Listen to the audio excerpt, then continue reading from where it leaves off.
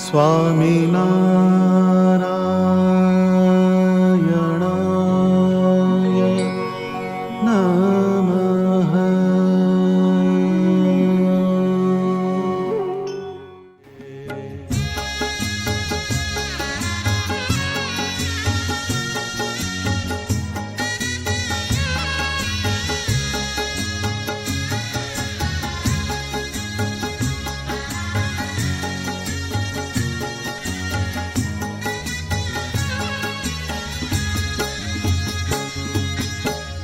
અતિ આનંદ થયો છે મારે અંગરે, ઓ અતિ આનંદ થયો છે મારે અંગરે, ઓ લાગ્યો સહજાનંદજીનો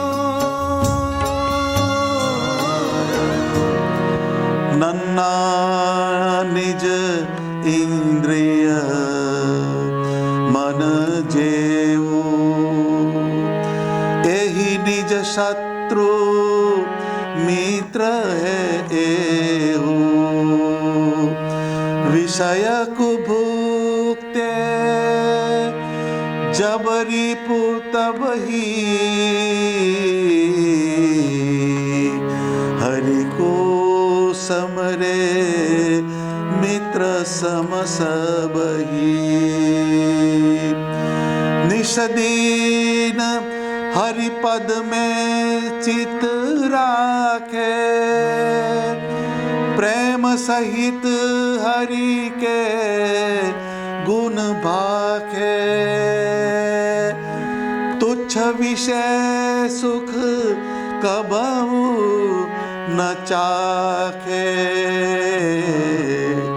असत वासना टारी नाखे, ऐसे जन पावत अति सुखा, अक्षरधाम जात तजी दुखा, हरि को भजन करत हर खाई, हरि को भजन करत हर खाई, नन्ना निज इंद्रिय वश लाई, वश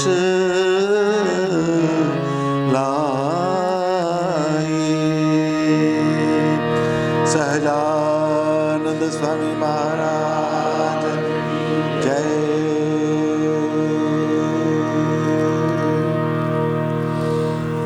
જય સ્વામિનારાયણ.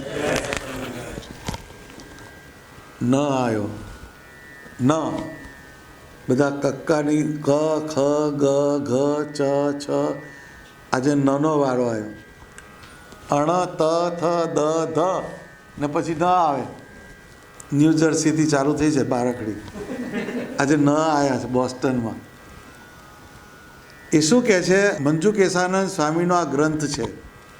એટલે ન આલ્ફાબેટ જે છે એના ઉપર એમણે એક વિષય લખ્યો, નન્ના નિજ ઇન્દ્રિય મન જેવું, એહી નિજ શત્રુ મિત્ર હે એવું, विषय को भुगते जब रिपु तब ही, हरि को सुमरे मित्र सम समही. ન નિજ એટલે પોતાની ઇન્દ્રિયો અને મન જે છે તેમાં શત્રુપણું અને મિત્રપણું બંને છે, એને ઓળખવું જોઈએ. ઇન્દ્રિયો અને મન વિષય ભોગવવા તરફ જાય ત્યારે તેને શત્રુ જાણવા, અને જ્યારે ભગવાનના ભજન સ્મરણ તરફ દોરાય ત્યારે મિત્ર સમાન જાણવા. આ એક સમજવાની વાત છે. રોમન સ્વોર્ડ, પેલી રોમનની તલવાર હોય બે ધારી હોય, આપણી એક ધારી તલવાર હોય ઇન્ડિયન સ્વોર્ડ, પણ રોમન તલવાર બે ધાર બાજુ હોય. એમ જે ઇન્દ્રિયો, નિજ ઇન્દ્રિયો, આપણી જે ઇન્દ્રિયો જે છે અને મન, આ બે છે અંદર, આ બંનેને ભાઈબંધી છે. મન જે કે એ પ્રમાણે ઇન્દ્રિય ચાલે.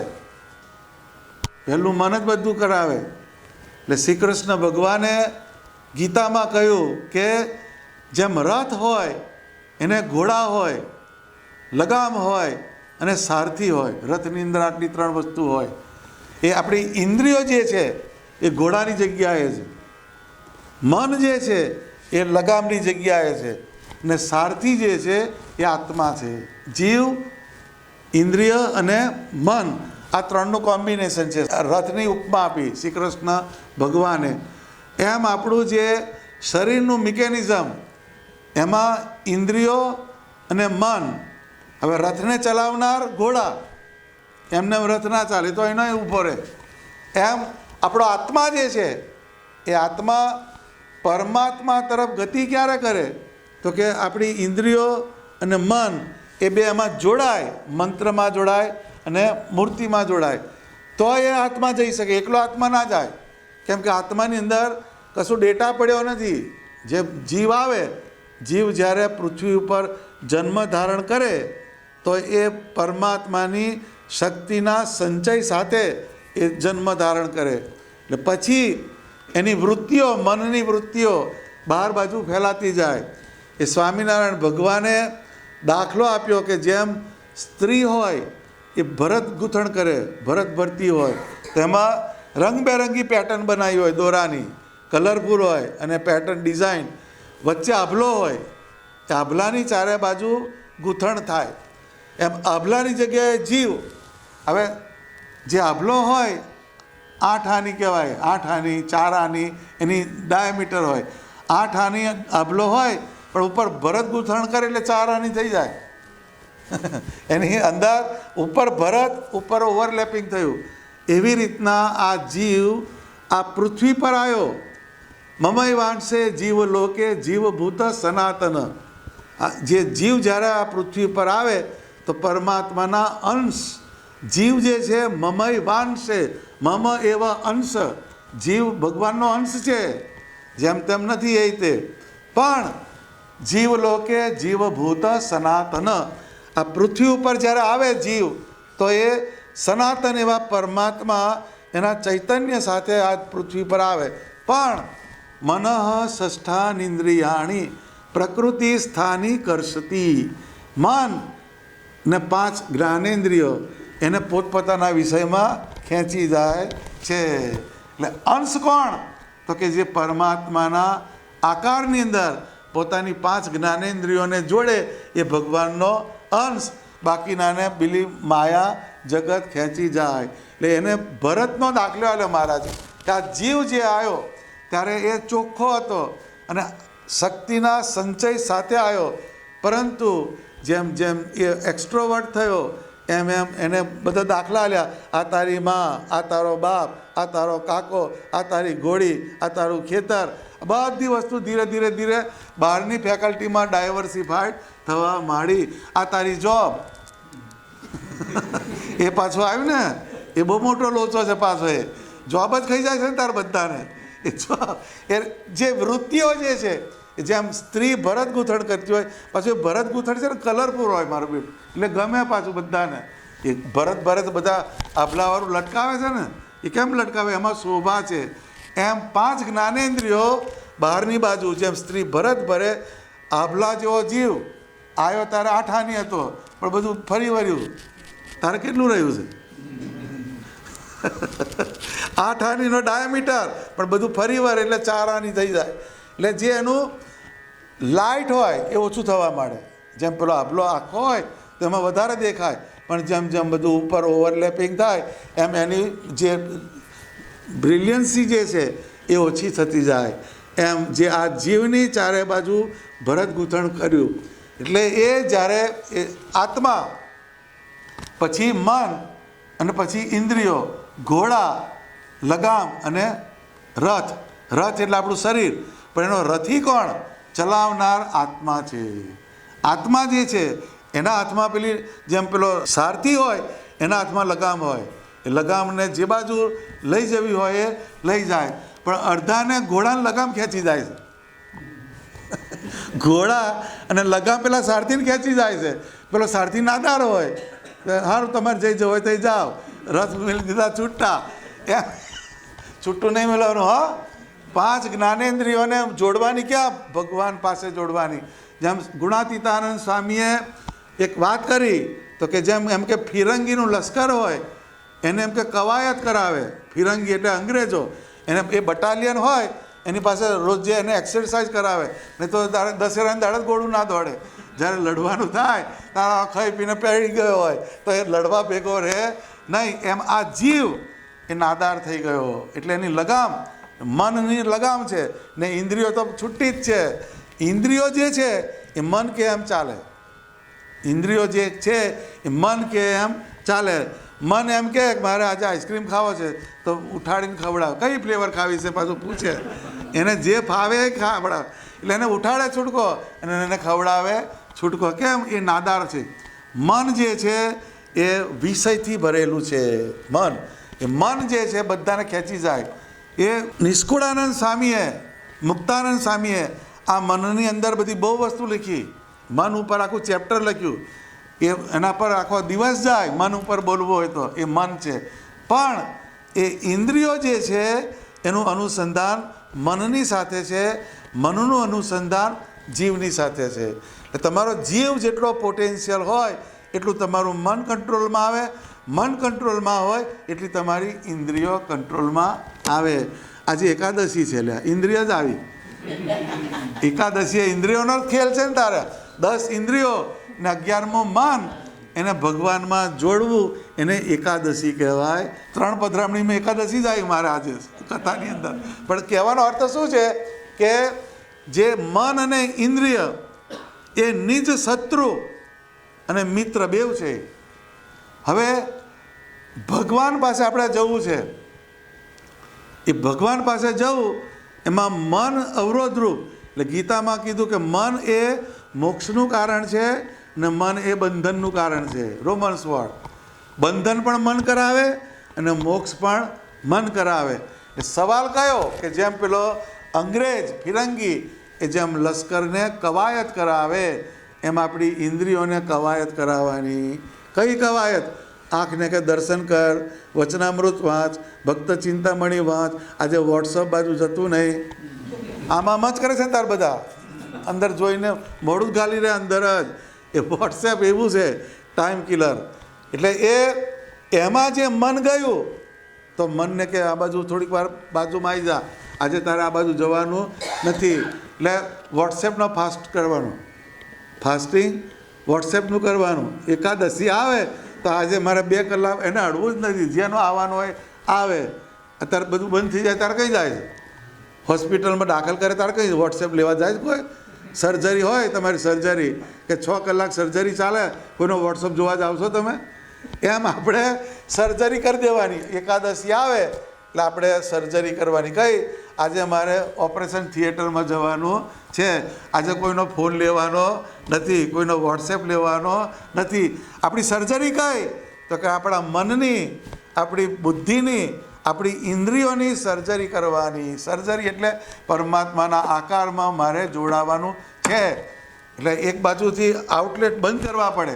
જેમ પેલો ભગવાને દાખલો આપ્યો કે જેમ કૂવો ગાળવો હોય, પહેલાંના સમયમાં કૂવા હતા, એટલે કૂવા અવળ થઈ જાય એટલે અંદર બધું પડ્યો રહે, કચરો બધો, ગાર્બેજ. અંદર હાપોલિયા ફરતા હોય, બધા કાંટા પડેલા હોય, પીવા જેવું હોય નહીં.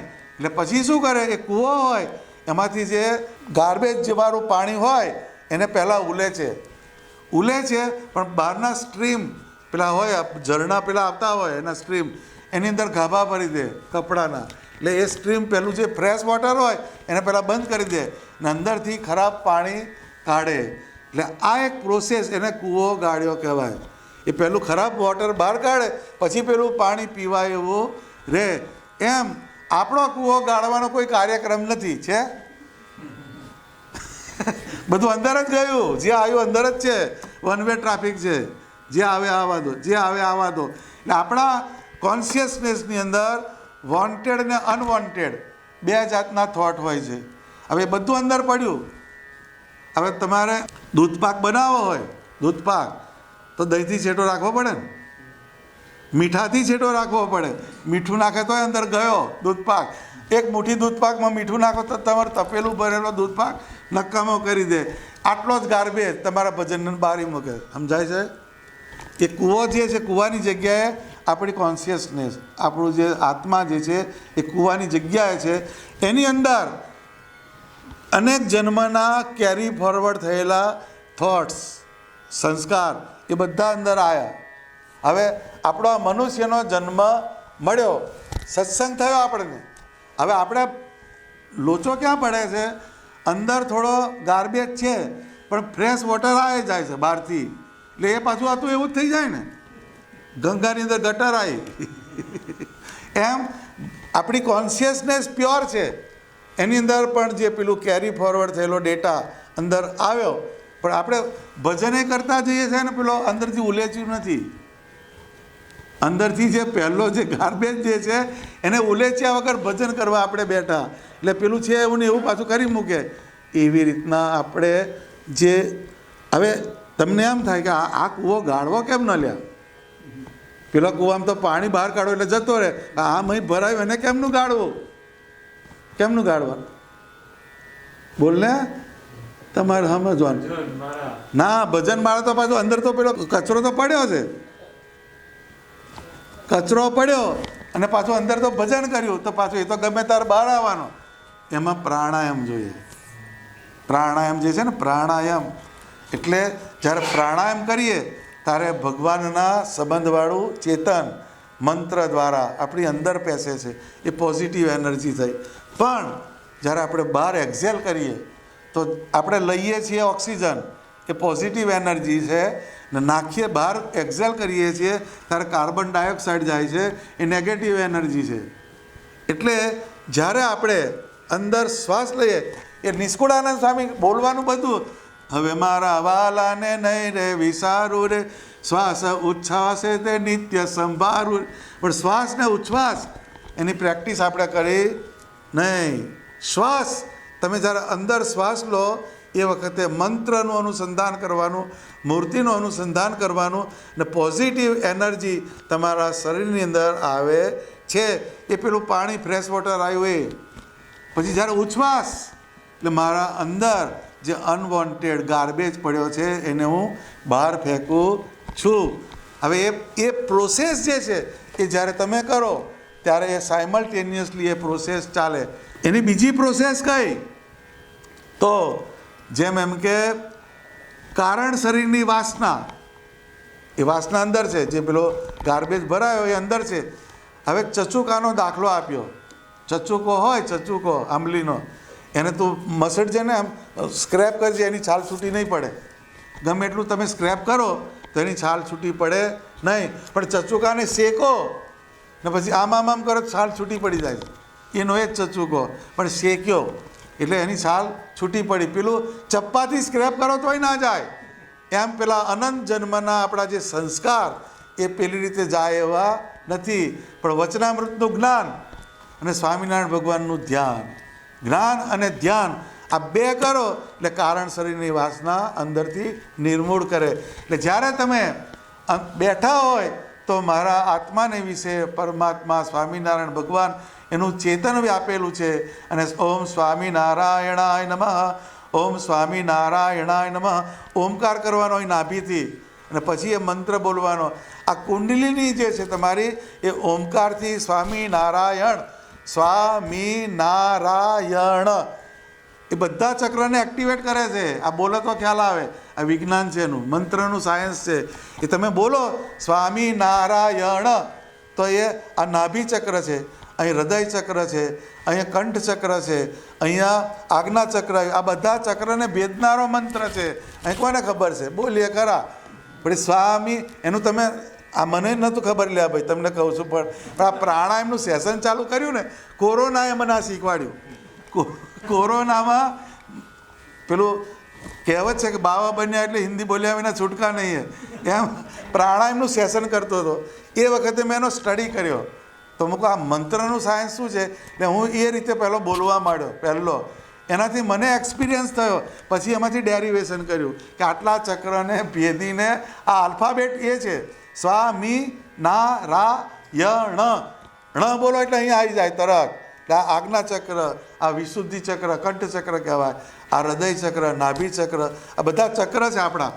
એને ભેદતો એ મંત્ર અંદર જાય એટલે તમારી અંદરની ફેકલ્ટીને પ્રોસેસ કરીને શુદ્ધ કરે. સમજાયું? આ એ પ્રાણ, શ્વાસ અને ઉચ્છ્વાસ આ બેવનો આપણે પ્રયત્ન કરવાનો. શ્વાસ લેતી ઘડીએ ભગવાનની એનર્જી એ ચક્ર ભેદનથી એ તમારી અંદરની પ્યોરિટી કરે, અંદરનું સાફ કરે. અને જ્યારે એક્ઝેલ કરો, ઓક્સિજન લઈ અને કાર્બન ડાયોક્સાઇડ બહાર કરીએ તો આપણી અંદર રહેલા મલિન સંસ્કાર એને આપણે we are throwing it out. આ એક ઓટો સજેશન કરવાનું. એ ઓટો સજેશન એની સાથે આ ભજન કરો તો આ સાયમલ્ટેનિયસ પ્રોસેસ. અને ક્લિન્સિંગ કહેવાય છે. ક્લિન્સિંગ, ક્લિનિંગ નહીં. ક્લિનિંગ તો આ તમે જે કરો છો ને એ વેક્યુમ રાખાવે છે કે નહીં? બધે વેક્યુમ રાખ્યું છે, પણ આનું વેક્યુમ રાખ્યું? અહીં બધું ભરાય છે, ક્યાં નાખી? એની ડસ્ટબિન નથી લ્યા. ભાઈ ડસ્ટબિન હોય છે રૂમમાં, ડસ્ટબિન એટલે થોડુંક કંઈ લખ્યું ને પેલી ચીટ વધી એને નાખી ડસ્ટબિનમાં. એમ આપણે ડસ્ટબિનનો કોઈ કાર્યક્રમ જ નથી. જે ના કામની વસ્તુ ફેંકવાની આપણામાં કોઈ વ્યવસ્થા નથી. એ ફેંકવાનું અનફોર્ચ્યુનેટલી આપણું છે જ નહીં. એટલે અંદર ભરા કરે. જેમ તમારું ઘર હોય એને વેક્યુમ ના થાય પછી રહેવાય અંદર? 2 મહિના વેક્યુમ ના કરતો શું થાય? છીકો જ આવે. અંદર બેસાય જ નહીં, તમને અંદર બેસવા જ ના દે. એ વેક્યુમ ક્લીનર રાખીએ છીએ. એમાં મંત્ર, શ્વાસ અને ઉચ્છ્વાસે મંત્રનું જે રેસિટેશન કરો એ વેક્યુમ ક્લીનર છે. તમારી અંદરની ફેકલ્ટીની અંદરથી બધો કચરો એ બહાર ફેંકનારી આ પ્રોસેસ છે. એટલે ક્યારેક આપણે દિવસમાં 5 કે 10 મિનિટ પ્રાણાયામ કરવાના. ઊંડા એનું પ્રાણાયામની કેરેક્ટર શું? સ્લો, ડીપ અને ગ્રેજ્યુઅલ બ્રિધિંગ. ઝાટકો નહીં મારવાનો, એમ નહીં કરવાનો. સ્લો, ધીરે ધીરે ધીરે ધીરે શ્વાસને અંદર લેવાનો, એ સ્લો કહેવાય. પછી ગ્રેજ્યુઅલ એટલે સ્ટેડી, એટલે એકદમ સ્ટેડી, ફ્લક્ચ્યુએશન ના થવું જોઈએ એવી રીતના લેવાનો. અને ડીપ એટલે ઊંડો. આ જેટલો તમે ઊંડો શ્વાસ લો એટલો ઓક્સિજન તમારા શરીરની અંદર મેક્સિમમ બ્લડની અંદર એ સપ્લાય થાય. જેટલો ઓક્સિડેશન તમારા શરીરની અંદર વધે એટલી તમારા બોડીની અંદર ચાર્જિંગ વધે. ચાર્જિંગ વધે એટલી તમારી પ્યોરિટી અંદર વધે. એટલે એ ગાર્બેજને ફેંકવાની આ પ્રોસેસ કે એ ભગવાન સ્વામિનારાયણે આ બધી કળા બતાવી છે, પણ આપણે એને વાંચી નથી. અને જેણે વાંચી હોય એની પાસે ગયા નથી. ખ્યાલ આવ્યો? આ વસ્તુ જવી પડે ને. આ તો તરસ્યા પાસે કૂવો આવ્યો. આ તરસ્યો ક્યાં આવ્યો કૂવા પાસે? હે? જોબ કરવા ક્યાં જાવ છો? હે? હા જાવ છો ને પણ કે જોબ વાળો અહીંયા આવે છે? એમ આ સત્સંગ એ બહુ અગત્યની વસ્તુ છે. સત્સંગ, સત્સંગ એટલે માત્ર એ વગાડવી એ નહીં, ઢોલક વગાડી પછી ધૂન કરીને પ્રસાદ ખાઈને છૂટા પડ્યા, એ તો વોલનો સત્સંગ છે. સત્સંગ કરો તો કયો? સત્ય એવો આત્મા, સત્ય એવા પરમાત્મા, સત્ય એવું શાસ્ત્ર ને સત્ય એવો મંત્ર. આ 4 સત્ય વસ્તુ જે છે એનો તમે સંગ રાખો એને સત્સંગ કહેવાય. તો આત્માથી જ બંધ થઈ ગયું છે. આપણે આત્માની અંદર જાય છે જ કયો? અહીં આમાંથી દેહમાંથી બહાર નીકળે તારે જાય ને. એના માટે આપણે ટાઈમ જ નથી. નો ટાઈમ. આપણે ફરી મળીશું એમ જ છે એટીકેટીવાળા. એટલે એ સત્ય એવો આત્મા એટલે પહેલું ફોકસ ક્યાં કરવાનું? કે આપણી સેલ્ફ ઉપર. પછી એમાં રહેલા પરમાત્મા એ સત્ય છે. પછી સત્ય એવું શાસ્ત્ર, શિક્ષાપત્રી, વચનામૃત, ગીતા, આવા બધા ગ્રંથો છે એ સત્ય કહેવાય. અને સત્ય એવા સત્પુરુષ ને સત્ય એવો મંત્ર. આટલી વસ્તુને આપણે પકડીએ એનું નામ સત્સંગ. સત્સંગ જે છે એ આપણું ફ્રેશ વોટર છે. આ જે 5 વસ્તુ કીધી એ જે કૂવાના લેયર છે એમાંથી જે સ્ટ્રીમ આવે છે એ ફ્રેશ વોટરની જગ્યાએ સત્સંગ છે. પણ આ જે મેં પ્રાણાયામની જે વાત બતાડી એ પ્રાણાયામની જે process A process of cleansing, એને ક્લિન્સિંગ કહેવામાં આવે છે. એટલે અંદરની જે ફેકલ્ટી એને સાફ કરતું જાય. એનાથી પ્રાણાયામથી તમે મંત્રોચ્ચાર કરો. રોજે 10 મિનિટ કરજે, 11 મિનિટ કરજે. એકાદશી છે ને આજે, 11ની ફિગરમાં કરવાનું. 11 મિનિટ મૂર્તિ આગળ બેસી આપણે ડીપ બ્રિથિંગ કરવાનું. એક દાડો સેશન તને બતાવીશ, એ પ્રમાણે કરજે, કાં તો એની ક્લિપ મોકલીશ, એની લિંક છે, એ લિંક મોકલીશ, એને જોવાની પહેલાં વિડીયો જોજે કે પ્રાણાયામ કેમ ના કરવા. એ બધું કરેલું પણ આવે તારે ને, એની વિડીયો બનાવી છે, એની 42 મિનિટની આખી એક ઓડિયો લિંક બનાવી છે. એ આખી પ્રાણાયામની પ્રોસેસ છે. એ તમે 1 મહિનો કરો ને રોજે, તમારું ટ્રાન્સફોર્મેશન થઈ જાય ને થઈ જાય એવી વસ્તુ છે. કેમ કે આ બધું યુનિવર્સલ ટ્રુથ છે. ગમે ત્યારે એમાંથી તમને સારો ફીડબેક આવે. તો એ પ્રાણાયામની પ્રોસેસથી આપણે સ્વામિનારાયણ મંત્ર એનું ઉચ્ચારણ કરીએ તો અંદરથી તમારી પહેલી ઇમ્પ્યોરિટીઝને દૂર કરે ને પછી પોઝિટિવ એનર્જી, એ સત્સંગ જે કીધો 5 તત્વ, આત્મા, પરમાત્મા, મંત્ર, શાસ્ત્ર ને સત્પુરુષ, આ 5 વસ્તુ એટર્નલ, એ સત્ય તરફ જ તમને લઈ જાય. સત્પુરુષ તમને કોઈ દાડો ખોટી સલાહ ના આપે. જો આપે તો સત્પુરુષ ના કહેવાય, એ પાછું ડુપ્લિકેટ હોય, પાછું એ માર્કેટમાં એ ફરે છે, એમાં પકડવાનું નહીં બહુ. એ સત્પુરુષે ડુપ્લિકેટ મળે, પણ એનું કન્ફર્મેશન કરવું પડે. એ સત્પુરુષ, સત્શાસ્ત્ર, મંત્ર, આપણો આત્મા અને સ્વામિનારાયણ ભગવાન, આ 5 વસ્તુનું તમે યોગ કરો તો તમને સત્ય તત્વ તરફ લઈ જાય. તો મન જે છે એહી નિજ શત્રુ મિત્ર હે એહી. ઇન્દ્રિયોને મન એ તમને રવાડે ચડાવે અને તમને ભગવાન બાજુ લઈ જાય. હવે ઇન્દ્રિયોને તમારે ગાળો ના દેવાય, તો જીભ વગર તમે ધૂન શેના બોલવાના, આંખ વગર દર્શન શેનું કરવાના, હાથ વગર તમે માળા શેના ફેરવવાના, પગ વગર પ્રદક્ષિણા શેના કરવાના. તો મન જે છે, તો તમે વડતાલનું દર્શન કર્યું, કાલુપુરનું દર્શન કર્યું, એ મનની અંદર સ્ટોર થાય છે. આ નરનારાયણ દેવ કહેવાય, આ લક્ષ્મીનારાયણ દેવ કહેવાય, આ હરિકૃષ્ણમાં, એ તો પાછું મન કહે છે. એટલે મનને ગાળો ના દેવાય, પણ મનનો યુટિલિટી પ્રોપર જગ્યાએ કરવાની. જેમ છરી હોય, નાઇફ, ગુંડો મર્ડર કરે અને સર્જન ઓપરેશન કરે, વસ્તુ એક જ છે, પણ એની યુટિલિટી અગત્યની છે. એમ આમ આપણું મન ને આપણી ઇન્દ્રિયો 2 ટૂલ છે. એ ટૂલને આપણે કઈ જગ્યાએ જોડવી એ આપણી કળાની વાત છે. એટલે નન્ના નિજ ઇન્દ્રિય મન જેવું, એહી નિજ શત્રુ મિત્ર હે એવું. વિષય કો ભુગતે જબ રીપુ તબહી.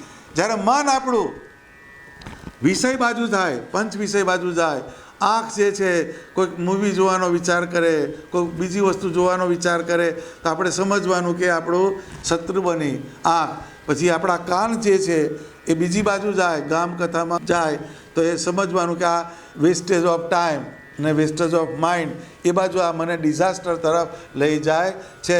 ડિઝાસ્ટર મેનેજમેન્ટ શીખવાનું.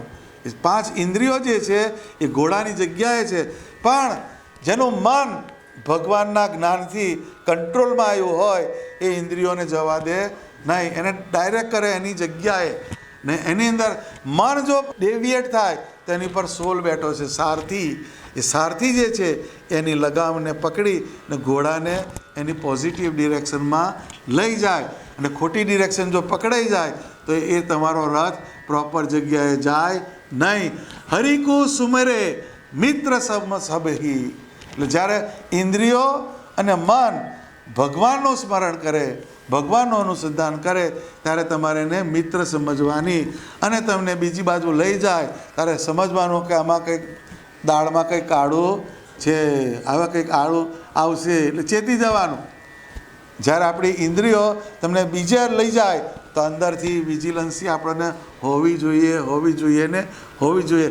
જેમ કોઈ માણસ વધારે ફ્લેટરિંગ કરતો હોય, નિષ્કારણ તમારી પ્રશંસા કરતો હોય, તો કંઈક લોચો છે, કંઈક પડાવું છે તમારી પાસે, એ આવડવું જોઈએ તમને.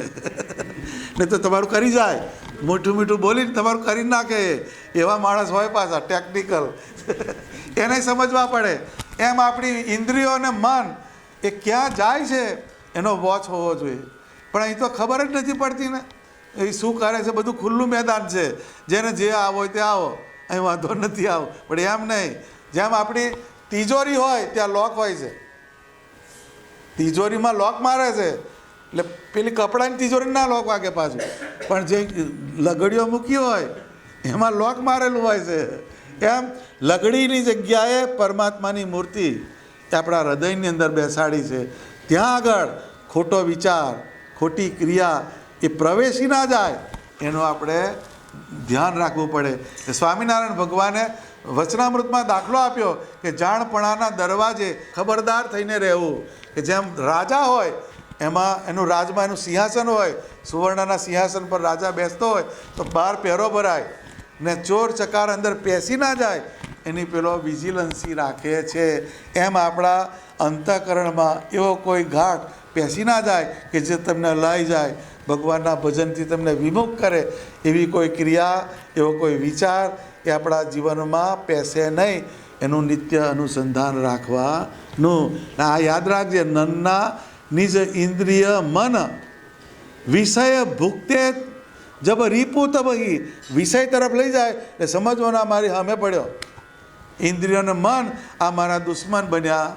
અને જ્યારે ભગવાન બાજુ લઈ જાય તો આપણે ફ્રેન્ડશીપ એમ કરીને એની જોડે ફ્રેન્ડશીપ કરીને એને ભગવાન બાજુ લઈ જવાનું.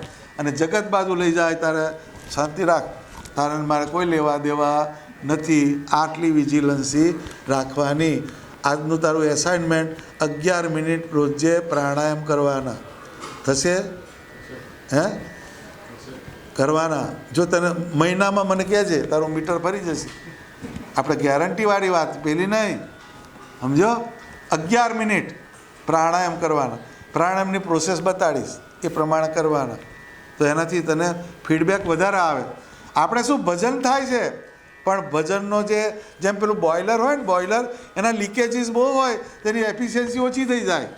એટલે આપણે ગાભા માર્યા વગરનું, પાણી ઉલેચ્યા વગરનું ભજન કરીએ છીએ.